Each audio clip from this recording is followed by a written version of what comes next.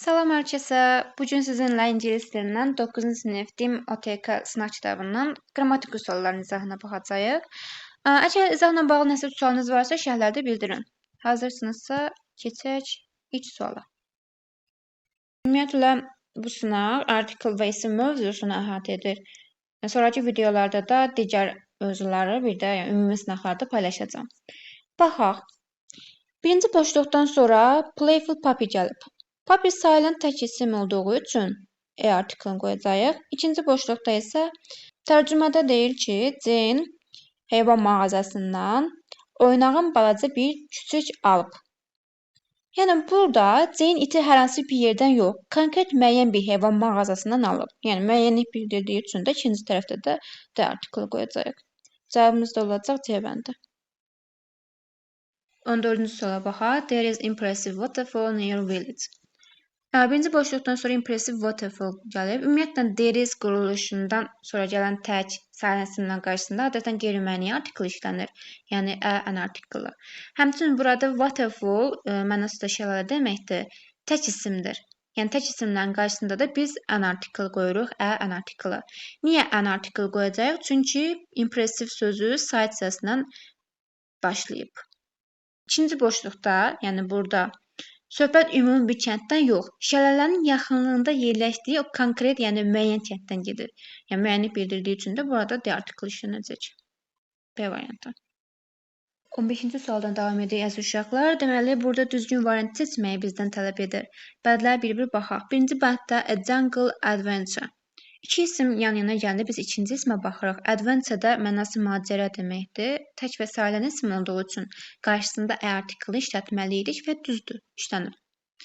İkinci bənddə A Long Journey. Journey səyahət deməkdir. O da tək və sayılan isim olduğu üçün qarşısında qeyri-müəyyən artiklı gəlib. Üçüncüdə Group of Bookworms. Qrup sözü sayılan tək isimdir.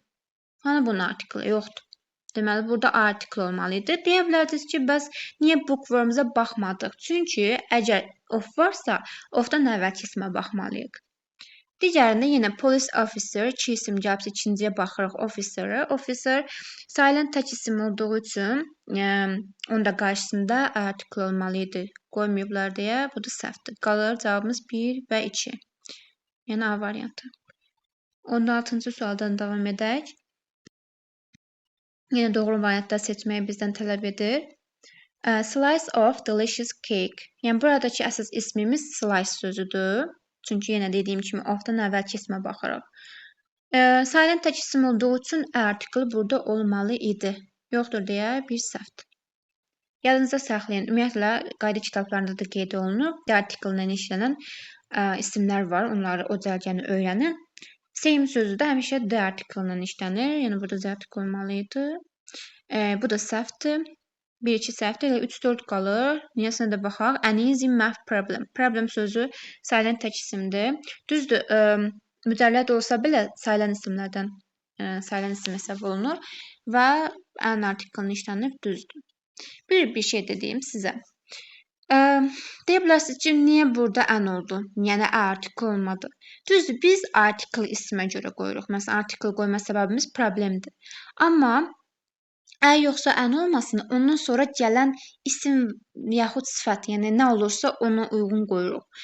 Easy sözü düzdür sifətdir, amma ən artiklından sonra ilk nə gəlib? O gəlib də easy sözü. Və bizdə yazılışa yox, tələffüzə uyğun hansı səslə başlayıbsa, ona uyğun artikli qoyuruq. Easy, yəni i.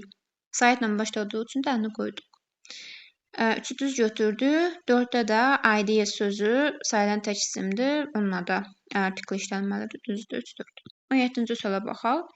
Choose countable sayılan isimləri seçin. Yəni, gəlin sözləri tək-tək baxıb təhlil edək. Tank. Dil deməkdir. Yəni, sayılan isimdir. Cəmlənə bilir. İkinci mystery, yəni bir düz götürdük. Countable sayılandır bu arada. Mystery, sir, müəmma, yəni mücərrəd olsa belə ingiliscəsində sayılan isim hesab olunur. Cəmlənə də bilir, mysterious olur. İkinci düz götürülür. Üçüncü də bookworm. Mütailəçi, yəni kitab qurdu mənasına gəlir. İnsan bildirdiyi üçün, yəni təbii ki, sayılan isimdir. Buna görə də 1, 2, 3-ü düz götürürük. Courage, Cəsarət deməkdir, sayılmayan mücərrəd isimdir. Intelligence sayılmayan isimdir, o da ağıl, zəka mənasını bildirir. Health o da sağlamlıq deməkdir, sayılmayan mücərrəd isimdir. Sayılmayan isimlər dərəcəsində isimləri mütləq öyrənin. 18-ci sualda şərtdə bizə 7 verilir, mənası da 7 deməkdir. Qaydamız belədir ki, birdən böyük saylardan sonra gələn sayılan isimlər mütləq cəmdə olmalıdır. Yəni 7, 7 birdən artıq miqdar sayı olduğu üçün bizə cəmdə olan isimlər lazımdır. Birinci sualda of var, softdan əvvələ baxırıq, bizə cəm isim lazımdır deyə, classes də cəmdədir. Yəni biri düz götürürük. İkincidə puzzle təkdədir, S-i yoxdur. Üçdə similar customs, yəni iki isim gəlirsə ikinci ismə baxırıq. İkinci isimimizdə customs cəmdədir, düzdür. School rule, school rules olmalıydı. Yenə of gəlibsə ofdan əvvəlkinə baxırıq. Pieces sözü cəmdədir, düzdür. Delicious snacks olmalıydı. Qalır 1, 3, 5. 19-cu sualda yenə düzgün variantı seçin deyir. Yesterday's rainbow. Deməli, ismin yəli halına aid testdir bu. Yesterday, ümumiyyətlə yesterday, tomorrow və today sözləri cəmlənə bilməz. Burada cəmlənməyib, apostrof s qoyub, düzdür. Kids food. Kids uşaqların ayağı yox, uşaqların ayaqları olmalıydı. Feet. Feet olmalıydı, 2 səhvdir. A week's journey, bu düzdür. Week sözü təkdədir, article-la işlənib. The moon's lights. Ümumiyyətlə, göy cisimlərlə bağlı olan isimlərdir. Məsələn, günəş, ay, yer. Bunlar tək varlıq olduğu üçün təkdə olmalıdır. Yəni, s apostrof yox, apostrof s olmalıdır. Cəmlənə bilməz. Qalır 1, 3. 20-ci sualda. Which suffixes don't make nouns? Hansı şəkilçilər, yəni söz sonu şəkilçilər isim düzəltmir? Manhood isim düzəldir. B variantı da isim düzəldir. As shape də isim düzəldir. Nestom da isim düzəldir. Qalır as və less. Bunlar sifət düzəldir. Çoxu nes və less. Bu ikisini qarışdırır. Nes isim düzəldir. Less isə sifət. Necə yadda saxlaya bilər rahat üstündən? İsim nədir? Noun. Hansı hərflə başlayıb? N. Yəni nes noun isimdir. Less isə sifət. Belə. Possessive case ismin yəli halı. Ümumiyyətlə bu mövzuda əsas diqqət etdiyimiz şey apostrof s və s apostrof ismi artırılmalıdır və özündən sonra isim gəlməlidir. A variantına baxırıq.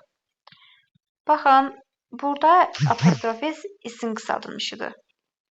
Yəni burada present continuous'dur. A variantı gedir. Is painting olur yəni. B variantında Jane's patience. İsmi artırılıb apostrof s. Və özündən sonra da isim gəlib, düzdür. Yəni, helped feili də var. Yəni, özündən sonra feil gəlməyib. Cavabımız da B variantıdır. C variantında climbing mountains adventures. Adventures, bayaq dediyim kimi, bu şəkilçi, sifət düzəldir. Biz də dedik ki, apostrof s-dən sonra isim gəlməlidir, sifət yox. D variantında try you fed well after 3 hours rest. Free nədir? 3 deməkdir. Biz də dedik, birdən artıq miqdar sayılandan sonra gələn ismimiz cəmdə olmalıydı. S apostrof olmalı idi. Y variantında ümumiyyətlə baqqal, dükan, bu tipli sözlərdən sonra apostrof S gəlməlidir. S apostrof yox. Qaydamız budur. Yəli halda oxuya bilərsiniz. Qeydlərimdə var istəsəz. WhatsApp nömrəmə yazın, oradan sizə atım. 22-ci sual. Yenə eyni tipli testdir. My neighbor's cats. Mənim qonşumun pişikləri çox sevimlidir. Düzdür. Və cavabımız A variantı olur. B variantında today's, yesterday, tomorrow bu kimi sözlər cəmlənə bilməz. Onların apostrof s işlənir. B səhvdir yəni. C variantında the elephant trunk is amazing. Fillərin ortaq xortumu olmaz. Xortumları olmalıydı. Burada yenə giz sözü qazlar deməkdir onsuz. Bunun tək forması quzdur. Yəni, ümumiyyətlə, 2 dənə cəmlik buna niyə artırılmalıdır ki? Qazlarlar olmalı deyil ki. Onsuz sözü cəmdədirsə, belə apostrof s olmalı idi. Ümumiyyətlə, kökdən cəmlənən isimlərlə biz həmişə apostrof s işlədirik. Y variantında the terrible storm broke the bird's wing. Quşların qənədi, yenə quşların qənədləri olmalıydı. Yəni quşların ortaq bir qənədi olmazdı təbii ki. 23-cü sual uncountable sayılmayan isimləri seçmək lazımdır. Sayılan isimləri, yəni hər bir cərgədən sayılan ismi çıxmaqla ilə cavabı çıxa bilərik. Məsələn, variantda collection sözü kolleksiya sayılan isimdə cəmlənə bilir. B variantında hero sözü cəmlənə bilir. Sayılan isimdir, yəni. C variantı patience, pleasure, honesty sözləri sayılmayan isimdir. Cavabımız elə C variantıdır. D variantında voice səs sözü, insan səsi, yəni. Cəmlənə bilir, sayılan isimdir. Yəni bizə sayılmayanları soruşur. Y variantında headline sözü sayılandır. Y variantı çıxırıq, qalır C variantı. 24-cü sualda. Burada nəyə diqqət etməliyik? Artikellara. A və an artikelin fərqi. Bayaq bunu izah etmişdim. Deməli, qayda odur ki, artikel hərflərə yox, sözün ilk hissəsinə görə seçilir. Baxaq. Deməli, ugly sözü. Tələffüzü necədir? Ugly. Yəni, saytla başlayıb deyə biz saytla başlayanda an qoyuruq, sayın bitən olanda a. Deməli, düzdür, bir düzdür. 2 də an oil field. Yenə eyni saytdan, sayt hissəsindən başladığı üçün an olur. 1-2 cavabımız A variantıdır. Honest, baxın, H hərfi ilə yazılıb, amma tələffüzdə honest, yəni saytla tələffüz olunur. Sayt hissəsindən tələffüz olunduğu üçün an olmalıydı. An olmalı idi. 4-də də yenə eyni. Hours, burada yenə saytla, sayt hissəsindən tələffüz olunur. A yox, an olmalıydı. 25-ci sualda artikelimiz yenə new restaurant, yenə baxaraq restoran, 2 dənə restoran verib, 2 dənə söz təkrarlanıb, ikinci təkrarlanıb daha doğrusu. Qaydamız da belə idi ki, birinci gələn, yəni ilk dəfə bir şey haqqında 2 dəfə danışırıqsa, deməli o qeyri-müəyyəndir. İkinci dəfə danışanda artıq müəyyən olur. Yəni qeyri-müəyyən artikelimiz hansıdır? A artikelidir. A new restaurant.